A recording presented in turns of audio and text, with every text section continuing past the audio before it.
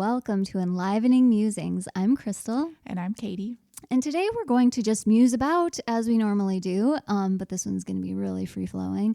And it's going to be about like sovereignty and modesty and who knows what's going to happen. Yeah, kind of.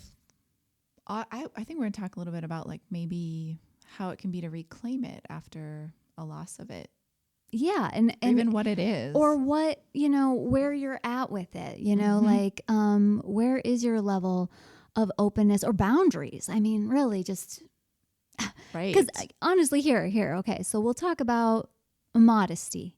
So, being modest is, what is your definition? If you want to, you could pause this and write it down. What does being really modest mean to you? Are you asking me? Oh, I'm asking the audience, the audience so there, because what does it mean? Like this whole thing came up. I think let's just actually even go there. This whole thing came up because of how often certain phrases are said by women. Mm-hmm. And one of the phrases is, "Oh, I've given birth, so all my modesty went out the window." Mm-hmm. And it's that exact wording. That's what kicked it off as we were talking with someone. And I see it in my work when I'm doing like pelvic floor stuff. I mean, some people, they're aware that they are not comfortable, putting it all out there. Right. But a lot of times you hear that same phrase. And so that's when it's really not necessarily like their true dialogue. It's like something they just hear and then they're repeating it. Like, I'm supposed to be like this because of this. Right. It's just like this robotic like loop. It's totally just a societal statement. Like it just is. It's money doesn't grow on trees. It's right. I've lost all my modesty because I've given birth. So now who am I anymore except free meat to the rest of the world to touch me and see me how they want to? Like what? What?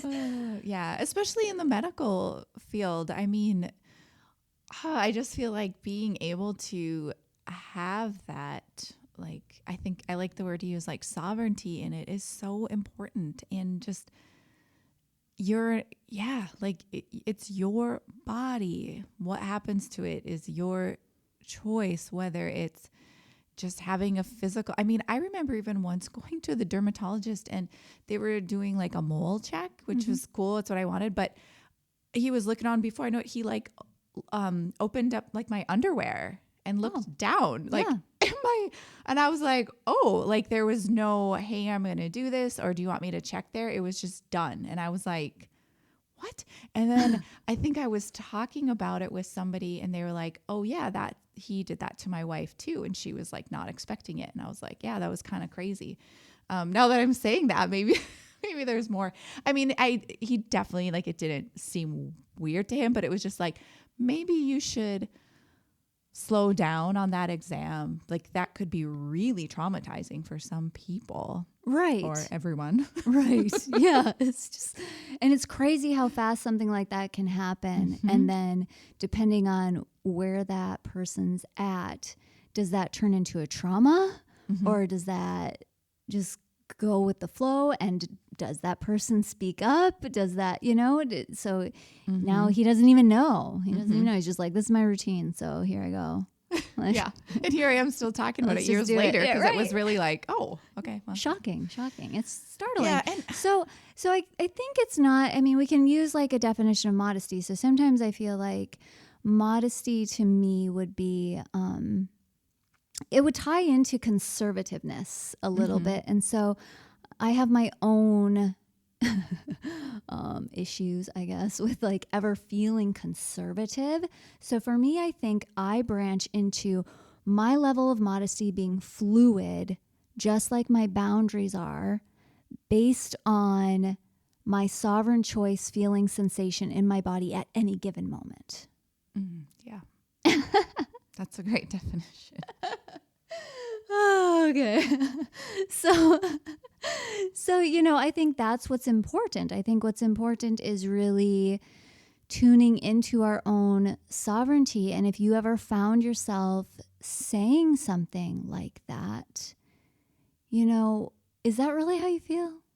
You know, do you really feel like because you've given birth, had an accident, had something else happen where everything was exposed or lots of people saw you, that now you're just open to the public? And or what? You know, because our words are powerful and our definitions are powerful. And if we're walking around saying things like that and we don't actually feel that in our own body, then that's where you want to look at that. Yeah. Yeah. I think that's where the kind of the quote unquote issues would come up, is if you're saying that in your head, but your body's telling us something totally different. Right. And have you felt that in like your clients? Like they sit there and they're like, open door. And you're like, but your body actually, it's not soft. It's not open. It's not ready. Right. Yeah. Because they're not even feeling. They can't find it. They can't find their vaginal opening in their mind-body connection. And it's no judgment. It's just, that's the norm. That's the norm, is not being able to connect to it. You know, like, just like saying like, okay, well, feel into your heart. Most of us can kind of, the heart might be a tricky one too. Sometimes there might be different things, but it's just such a disconnect for most women that they're not even feeling it. So yeah, I mean, so here we are. Or they're feeling, you know, all they're feeling is if I touch somewhere, extreme pain or numbness. I don't feel anything there. I see it in their face, just a shutting down, whether they can't look at me, like they'll look away, they'll turn their head away, or it's just super interesting to see how people respond to it. And I mean, not like I expect someone, what I would encourage people is like, you can just relax, soften your gaze, close your eyes if you want, like, you know, to go into a relaxed state is fine.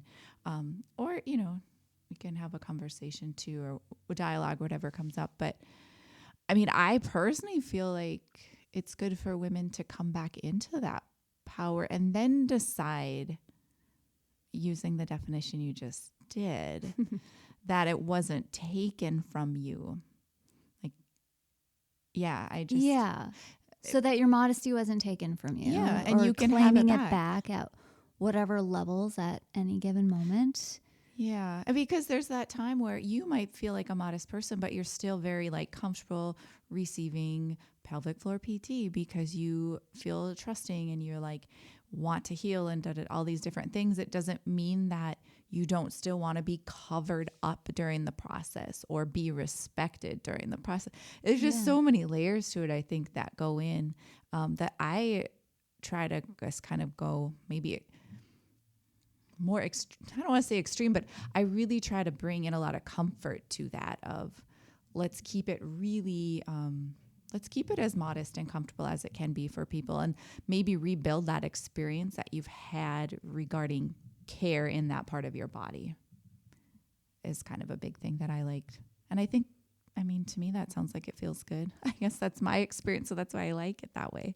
Yeah, well, I like that too. And it makes me think, again, just kind of that flexibility, because you might feel really comfortable, like being really modest, say, around family members in your swimsuit in a certain way, but also very comfortable being really open out at a nude beach.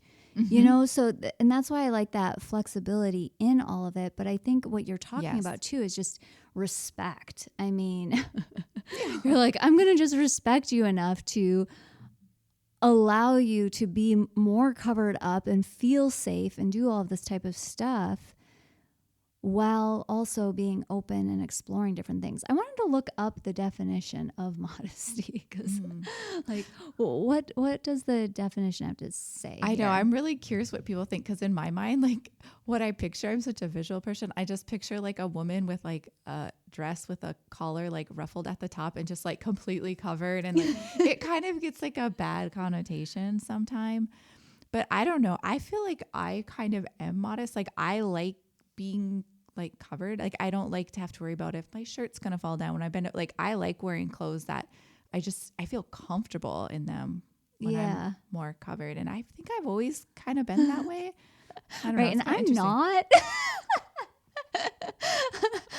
I'm wearing like this cream tank top out yesterday, and you can see my nipples through it. I bend over, my boobs hanging out practically. It's like, what?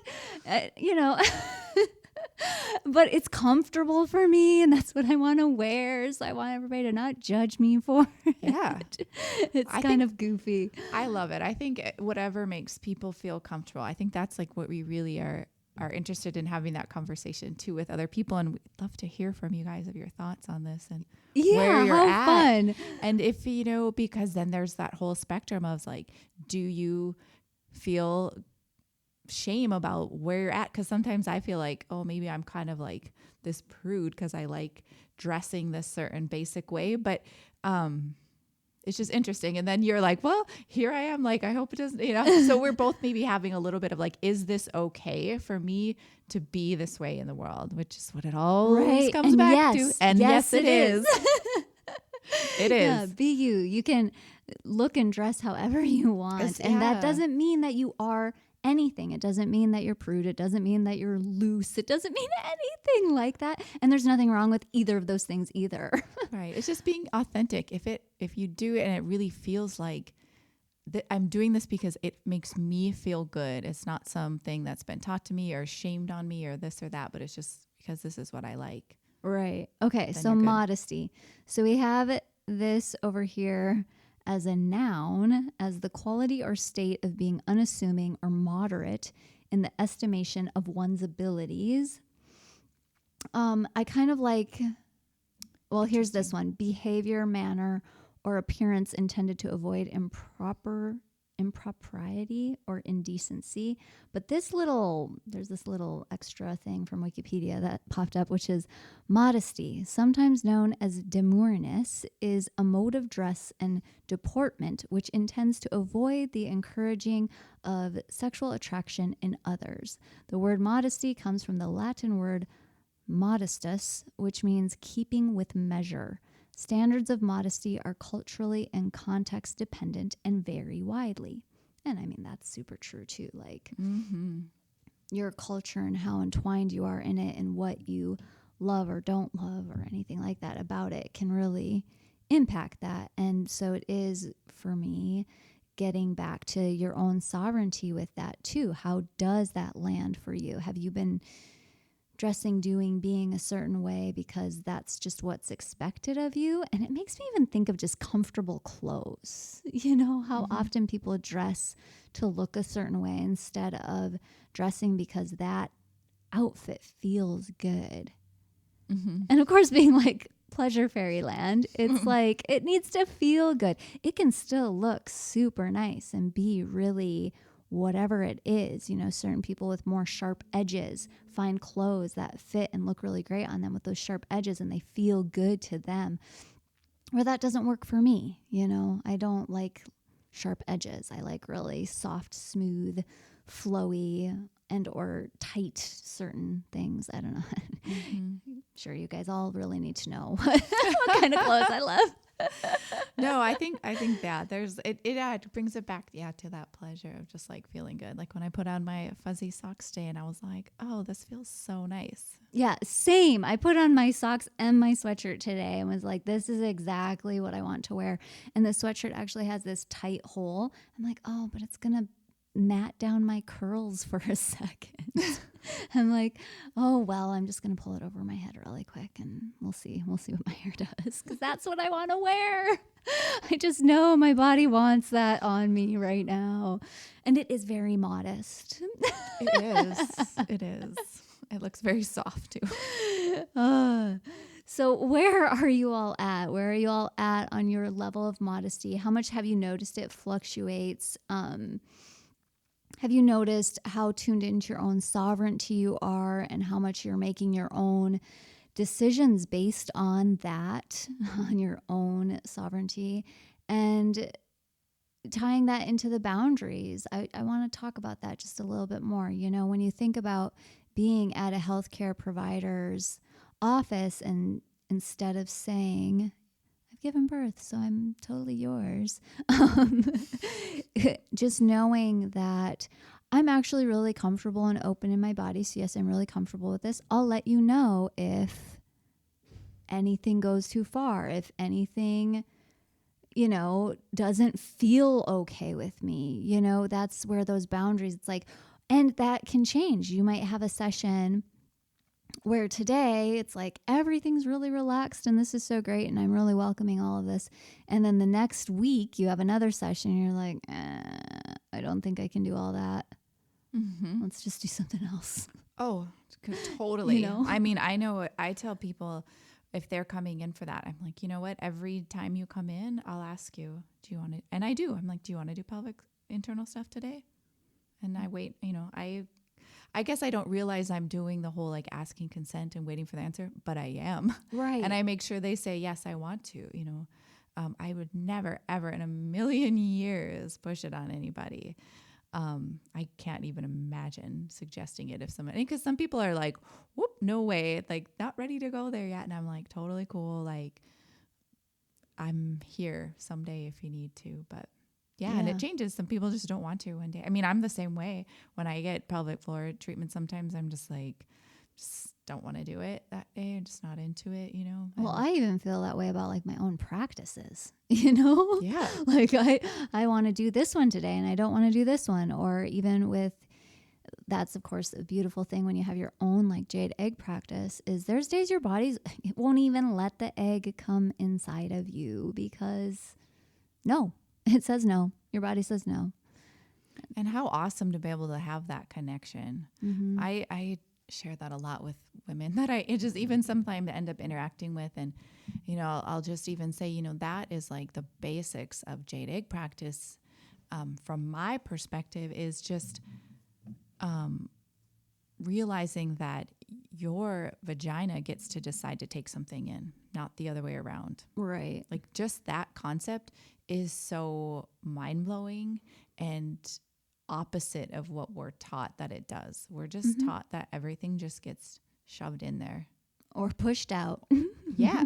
Like there's no, when really it's like, it's an opening, it's a pulling in, and it's like, not like birth is gentle, but it's like, it's an opening and for birth too, when you really get down to it. Yeah. It's amazing. Yeah. I love it. Mm-hmm. I know. I can't wait for you to talk a little bit more specific about jade egg stuff. And I know. I'm super excited about that. That and arrows. I've got lots of fun, juicy things coming up. Really fun conversations. So we're going to laugh a lot and have a good time. We know sometimes it gets a little heavy on some of these, but right. But yeah, there's going to be some really fun conversations that come up. It's so great. I've been loving it. I've been loving it for anybody who doesn't know yet. And actually now, at the time of the recording, I'm close to finishing the building of the app. So maybe by the time this recording's released, the new app will be out for mypleasurefairy.com, which will then be an app in the App Store for everybody. But I've had my own personal, like deep embodiments of stuff in the past 6 months, and especially in the last 2. So I'm loving it. I'm loving, we talk a lot about very foundational things because it's really important, that heart connection, that genital connection. And then also, I love all the sexy stuff.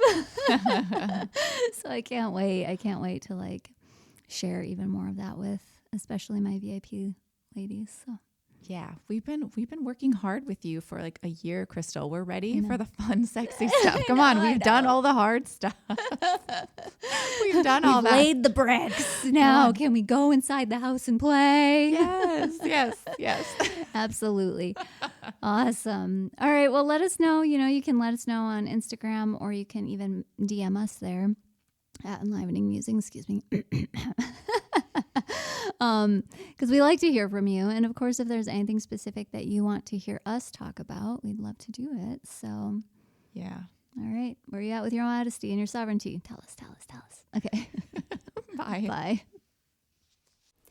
Thanks for musing about with Crystal and Katie. You can find all kinds of amazing classes and resources with Crystal at aliveness.academy, or you can find her with crystalpleasurefairy.com. And Katie, you can find at wellnesswithkatie.com. That's Katie. Wellnesswithkatie.com.